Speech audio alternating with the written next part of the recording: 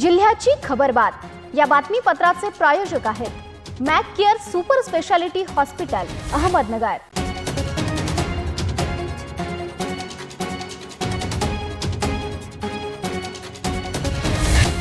प्रेक्षकांनो नमस्कार, मी निर्जला न्यूज 24 सह्याद्रीमध्ये तुमचं स्वागत। तर पाहूयात अहिल्यानगर जिल्ह्यातील महत्त्वपूर्ण बातम्यांचा आढावा जिल्ह्याची खबरबातमध्ये। भारतीय कुस्ती महासंघाच्या मान्यतेने राष्ट्रीय अजिंक्यपद कुस्ती स्पर्धा सोलम या ठिकाणी 15 वर्ष वयोगट तसेच 75 किलो वजनी गटात झालेल्या कुस्ती स्पर्धेमध्ये शेवगाव तालुक्यातील शिंगोरी गावचे भूमिपुत्र तथा पैलवान हर्षद केशव चेमटे यांचे नुकतेच गोल्ड मेडल मिळवले असून त्यांची पुढील होणाऱ्या एशियन चॅम्पियनशिप खेळासाठी महाराष्ट्रातून निवड झाली असून तो आता भारताचे प्रतिनिधित्व करणार आहे। तामिळनाडू येथे झालेल्या नॅशनल स्पर्धेत 28हून अधिक राज्याचे 300हून अधिक मल्ल सहभागी झाले होते। या कुस्ती स्पर्धेमध्ये संघाचे कोच म्हणून रामसिंग राजपूत यांनी काम केले व तसेच पुणे येथील हनुमान आखाड्याचे वस्ताद गणेश भाऊ दांगट यांच्या तालीममध्ये तो या स्पर्धेचा सराव करत होता। त्याला उत्कृष्ट कोच कुस्ती म्हणून रामसिंग राजपूत आणि कोच बालाजी बुरुगेसर यांचे मार्गदर्शन लाभले। तसेच वस्ताद सागर कोल्हे, वस्ताद बळीराम दौंड यांचे देखील त्याला मोलाचे मार्गदर्शन लाभले आहे। कोपरगाव येथे कर्मवीर शंकरराव काळे सहकारी साखर कारखान्याचा 71वा गळीत हंगाम यशस्वीरित्या संपन्न झाला। या हंगामात 113 दिवसात 6,65,136 मेटन ऊसाचे गाळप होऊन 7,69,675 क्विंटल साखर उत्पादन झाले असून सरासरी उतारा 14.41% राहिलाय। समारोप प्रसंगी चेअरमन आशुतोष काळे यांनी कारखान्याच्या कामकाजात AI तंत्रज्ञानाचा वापर वाढवणार असल्याची घोषणा केली आहे। शेतकऱ्यांसाठी तयार करण्यात आलेल्या मोबाईल ॲपद्वारे ऊस नोंदणी, टनेज, पेमेंट व सवलतीच्या साखरेची माहिती घर बसल्या उपलब्ध होणार आहे। मार्गदर्शक माजी आमदार अशोकराव काळे यांच्या अध्यक्षतेखाली श्री सत्यनारायण महापूजेद्वारे हंगामाची सांगता करण्यात आली। यावेळी संचालक, सभासद व कर्मचारी हे मोठ्या संख्येने उपस्थित होते। आपला 71वा गाळप हंगाम या ठिकाणी सांगतात। गेली 70 वर्ष स्वर्गीय शंकररावजी काळे साहेब असतील, स्वर्गीय शंकररावजी कोल्हे साहेब असतील, किती जरी टंचाई आली वाचले पाहिजे आणि म्हणून या सर्व गोष्टी पाळण्याचं काम त्यांनी त्या काळामध्ये केलं। जास्त दिवस चालले तर आपले खर्च त्या ठिकाणी कमी होते, म्हणून हा उद्देश त्यांनी ठेवला। आता कुठेतरी त्याच्यामध्ये बदल झालेला दिसतोय। ठीक आहे, आता स्पर्धेचं युग आहे, आपल्याला स्पर्धेप्रमाणे चालावं लागणार आहे। त्या पद्धतीने आपण चालू।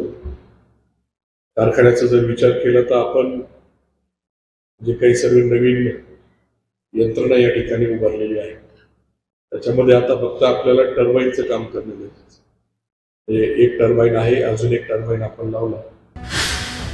मध्य पूर्व व आखाती परिसरात निर्माण झालेल्या युद्धजन्य परिस्थितीच्या पार्श्वभूमीवर भारत सरकारचे परराष्ट्र मंत्रालय व महाराष्ट्र शासनाने परदेशात अडकलेल्या भारतीयांच्या सुरक्षिततेसाठी पावले उचलली आहेत। या भागात अडकलेल्या अहिल्यानगर जिल्ह्यातील नागरिकांच्या नातेवाईकांनी मदतीसाठी तात्काळ जिल्हा नियंत्रण कक्षाशी संपर्क साधावा असे आवाहन निवासी उपजिल्हाधिकारी तथा जिल्हा आपत्ती व्यवस्थापन प्राधिकरणाचे मुख्य कार्यकारी अधिकारी दादासाहेब गीते यांनी केले आहे। संगमनेर तालुक्यात राज्य शासनाच्या माध्यमातून विविध विकास कामे वेगाने पूर्ण होत आहेत। भविष्यात तालुक्यात रोजगार उपलब्ध करून देण्यासाठी औद्योगिक वसाहतीचे कामही लवकरच मार्गी लावले जाईल अशी ग्वाही जलसंपदा मंत्री तथा जिल्ह्याचे पालकमंत्री राधाकृष्ण विखे पाटील यांनी दिली आहे। तालुक्यातील हिवरगाव पावसा येथे जलसंपदा विभागाच्या माध्यमातून सुमारे 1 कोटी रुपयांच्या निधीतून ऊर्ध्व प्रवारा उजव्या कालव्यावरील एस्केप मधून पाणी सोडण्याच्या व पुणे नाशिक राष्ट्रीय महामार्गावरील पथदिव्यांच्या कामाचा शुभारंभ पालकमंत्री विखे पाटील यांच्या हस्ते करण्यात आला। त्यावेळी ते बोलत होते। हिंदू मुस्लिम ऐक्याचे अद्वितीय प्रतीक असलेल्या श्रीगोंद्याच्या संत शेख मोहम्मद महाराज यांच्या 3 दिवसीय वार्षिक रात्रोत्सवात लाखो भाविकांनी भक्तिभावाने हजेरी लावली। भक्ती, शक्ती आणि सामाजिक सलोख्याचा संगम या यात्रेच्या निमित्ताने पाहायला मिळालाय। यात्रेच्या पहिल्या दिवशी शुक्रवारी पहाटे महाराजांच्या समाधीस्थळावर चादर आणि शेरा अर्पण करून उत्सवास सुरुवात झाली। दिवसभर भाविकांनी नवस्फूर्ती केली। वाहन चालक, मालक संघटना, व्यापारी असोसिएशन आणि बँड पथकांनी सवाद्य शेरणी वाटप केली। सायंकाळी पोलीस निरीक्षक किरण शिंदे, तहसीलदार सचिन डोंगरे आणि नायब तहसीलदार मिलिंद जाधव यांनी महसूल व पोलीस प्रशासनाच्या वतीने मानाचा शेरा अर्पण केला। शुक्रवारी रात्री अश्व मिरवणूक आणि पालखी सोहळा मोठ्या उत्सवात पार पडला। जिल्ह्याची खबर बातमध्ये घेऊयात एक छोटीशी विश्रांती।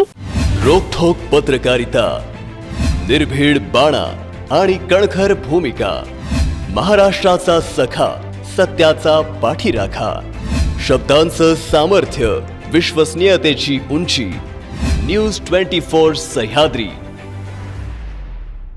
विश्रांतीनंतर तुमचं पुन्हा एकदा स्वागत। पाहूयात पुढील बातम्या।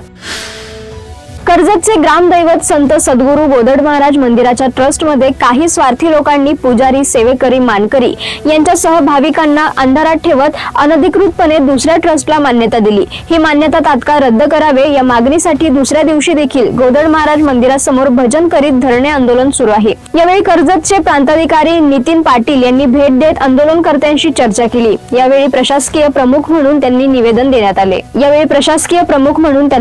देण्यात आले। रविवारी राहता बाजार समिती कांद्याला प्रति क्विंटलला सर्वाधिक 1300 रुपये भाव मिळालाय।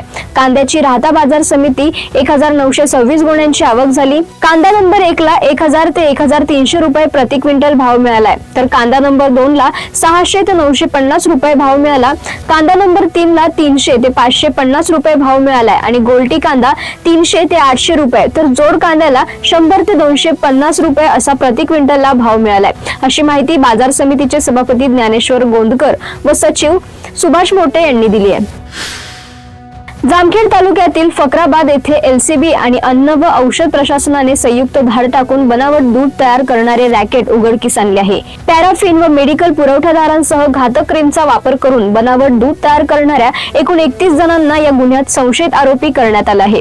मात्र अद्याप त्यापैकी एकही संशयिताला अटक करण्यात आलेली नाही। एलसीबी कडून या गुन्ह्याचा सखोल तपास सुरू असून जिल्ह्यातील कुख्यात गुन्हेगारांना पकडण्याची ताकद असतानाही सर्वसामान्यांच्या आरोग्याशी थेट खेळ करणाऱ्या या दुधाच्या धंद्यातील काळी साखळी कधी गजाआड होणार याबाबत प्रश्नचिन्ह उपस्थित केले जात आहेत। श्री क्षेत्र मढी येथील प्रसिद्ध चैतन्य कानिफनाथ मंदिर परिसरातील अतिक्रमणे काढण्याची मोहीम यशस्वीपणे राबवण्यात आली। यात्रा महोत्सवाच्या पार्श्वभूमीवर ही कारवाई करण्यात आली असून भाविकांच्या सुविधेसाठी हे रस्ते मोकळे करण्यात आले आहेत। श्री क्षेत्र मढी येथील चैतन्य कानिफनाथ मंदिर परिसरातील रस्त्यावरील अतिक्रमणे काढण्याची मोहीम शनिवारी हाती घेण्यात आली। कानिफनाथ देवस्थान ट्रस्ट आणि पोलीस प्रशासन यांच्या संयुक्त विद्यमाने ही कारवाई करण्यात आली आहे। जिल्ह्याची खबर बातमध्ये आपण इथेच थांबतोय, मात्र तुम्ही पाहत राहा न्यूज 24 सह्याद्री।